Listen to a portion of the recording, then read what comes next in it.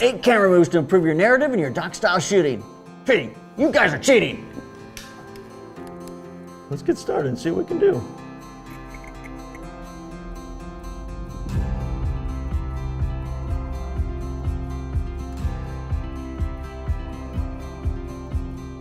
Hi, this is JP Morgan. Today on the Sidelines, we're going to talk about cinematic camera moves you could apply both to documentary style shooting and to your cinema style shooting. We're using the 9.Solutions C-Pan arm. The reason we're using this arm is because it gives us both great slider type shots, parallax shots, and crane shots. We want to look at all of those and how they can improve your video when you put them together into the piece that you're shooting. This is not just for narrative, it's not just for documentary, but it's certainly used in both. Look at Chef's Table. They use a ton of camera moves and cinematic lighting. It brings drama to the piece, it communicates emotion in a way that is very powerful when you use the right camera moves. So let's look at each of these camera moves and the emotion that they bring and how they advance our story. We're lighting this today with our Intellitek light cloth. It's a 1x3. The reason this is nice, the Intellitek has a very, very low profile. Well, it's a matte. We could tape it to the ceiling, quite frankly. The little box is about 6 inches, but it makes it easy for us to get this up to the ceiling and out of the shot, out of our way if we need to. We put a grid on it to make it more focused. It's a 1x3, so it kind of runs the table. It has a nice shape, kind of the same shape as the table, but this grid allows us to kind of focus it right onto the table. We also have a 2x2 Intellitek light cloth in the background. Kind of open up the shadows and give us a little bit of light on our slider. Because we want to do picture-in-picture, so you see the slider move, and you see actually what the camera's getting. So our first camera move is going to be a horizontal slider move. This is a classic and a staple of every filmmaker. Just this horizontal slider move will allow us to establish our two characters, see the game, see the things in the foreground, kind of pass back and forth, just introduce this game in a very interesting way. So I'm going to do just a simple slider shot across the two scenes. I'm going to start here on Keith. And so I'll just kind of introduce John as I come across here. And gentlemen, go ahead and start playing your cards there for me. And take 2 cards.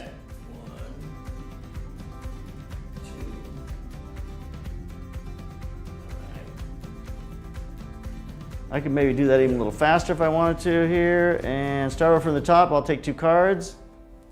Action. Take 2.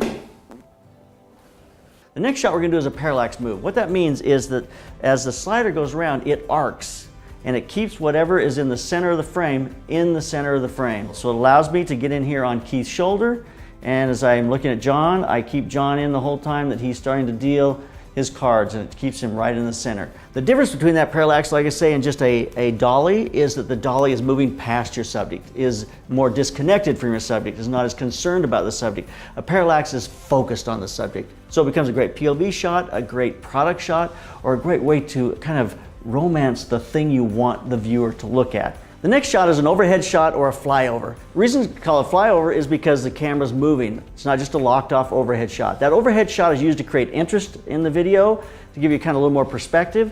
It's also a great time if people are going to lay out something that you want to look at, a map, a book, something that you want people to be able to see. You get that higher overhead view. Now the viewer gets to see exactly what the actors are looking at. So our next shot is a push in. It can either be a slow push in, which just adds a lot of drama, like you're looking at an actor responding to what's about to happening or what is happening in front of them, or it can be a quick in, wham, like all of a sudden this thing just happened to me, and you get that startling reaction. I don't try to pull the focus the whole way. I'll focus on my end, and then I'll either set I did my hand here in a couple of them where I just pushed up to my hand to let it focus. I just want to bump my hand when I do that. But then I will also just roll into where it looks like it's in focus, or get to that point, just do it a few times where it feels like that's the right point and you can get it to be in focus. The next shot is a pull back. If you do it quick, it really is a matter of surprise or reveal. We see him bring his gun up. It's a way to introduce a new subject, a new person into the scene. Or you can do it really slow, where the camera just slowly pulls back and you slowly see just the enormity of what this person has to overcome in the scene. Like they've got this long way to walk, they've got this great way to go. Those are 2 very different emotions and very different pacing for the piece.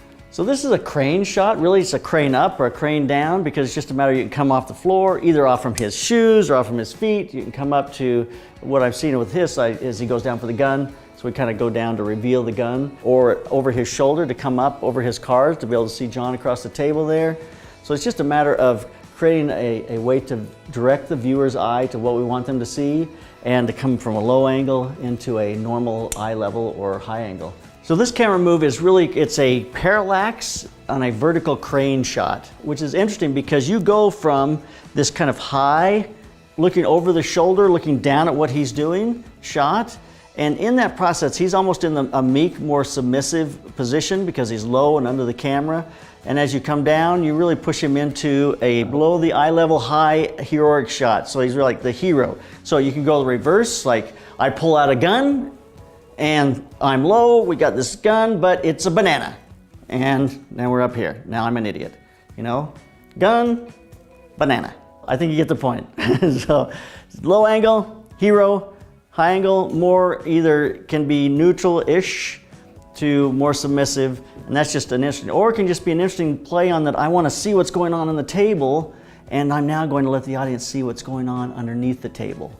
So this move is not a dolly move as a flat plane across our subject, but this is called an outward curve, and it's done on these devices, the C-Pan arm or the C-Pan arm mini here.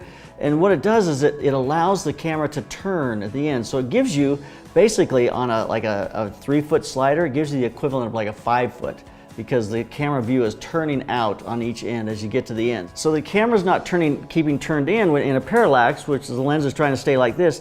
This is allowing the lens to look out. So it's like looking out and then looking way back over here. So it gives you a big sweep. If you're shooting a car or you're shooting a large scene and you want to just show a larger scene and a move that's going to take in a larger area than just your normal slider would straight across, and you just put it on this outward curve and it allows you to sweep a much bigger area. So we're in here really tight, and it gives me a nice shot between the two of them here. So just that outward sweep gives me a lot more than I would get if I was just sliding straight across here.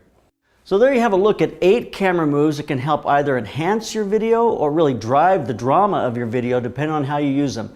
These are not just for cinema, they're not just for documentary or for interviews or just general production, they're just for everyone. Each one of these moves can be applied to your project and how you shoot. So look at them and decide which ones are going to work. You cannot use all these moves all the time. It will become just too much. It's like eating ice cream at every meal. Although eating ice cream at every meal is not so bad, I don't know.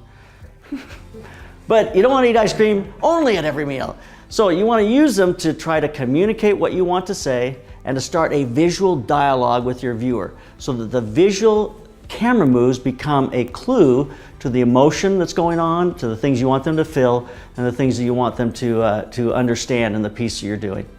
The reason I love the 9.Solutions C-Pan arms is because it gives me the ability to do all of these moves with one device. You don't have to have both of these. They both will do all of these moves. It's just a matter of that outward curve was so large on the big arm that it was nicer to get in on the small arm to get that outward curve in more of an intimate kind of setting. It's also nice to fly with this one, which is what I love to use it with. It goes into your suitcase, easy to travel with. But the larger arm is great for Reds, for C200s, all the larger cameras, and gives you such a great array of moves you can do with it. It's very worthwhile looking at. But most importantly, I want you to share some of the things that you've learned about doing camera moves. Show us some pieces, put them up on our Facebook group.